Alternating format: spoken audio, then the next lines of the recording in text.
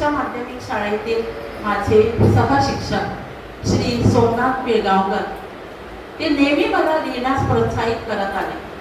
ते नेहमी म्हणायचे, टीचर रिटायर जावच्या पयलीं तुमचो बुक छापून येवपाक जाय. हे शब्द माझ्यासाठी खूप प्रेरणादायी ठरले.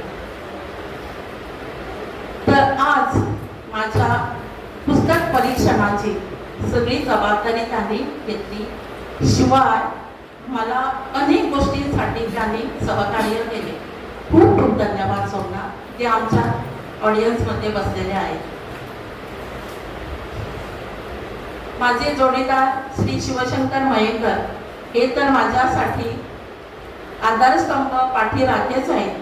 त्यांनी जातीने सगळ्या गोष्टींचं आयोजन प्रयोजन केलं. त्यांचं सहकार्य माझ्यासाठी लाख मोलाचं ठरलं.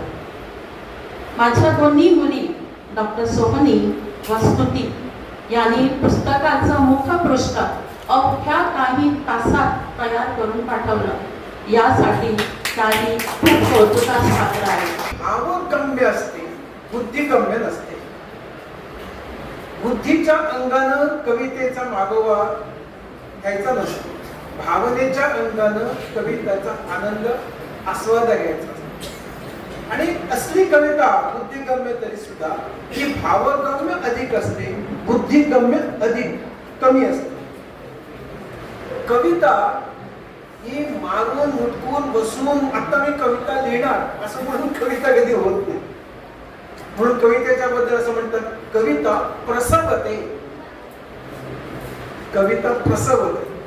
जसं 9 महिने मूल आई गर्भात धारण करते, कन्सीव करते, आणि त्याच्यानंतर 9 महिने पूर्ण झाल्यानंतर मुलाचा जन्म होतो.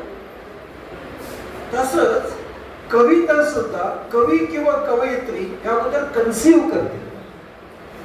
आणि मग अशा एका अत्यंत मंगल क्षणी ती कविता प्रकट होते, प्रसवते, व्यक्त होते, दिसायला लागते.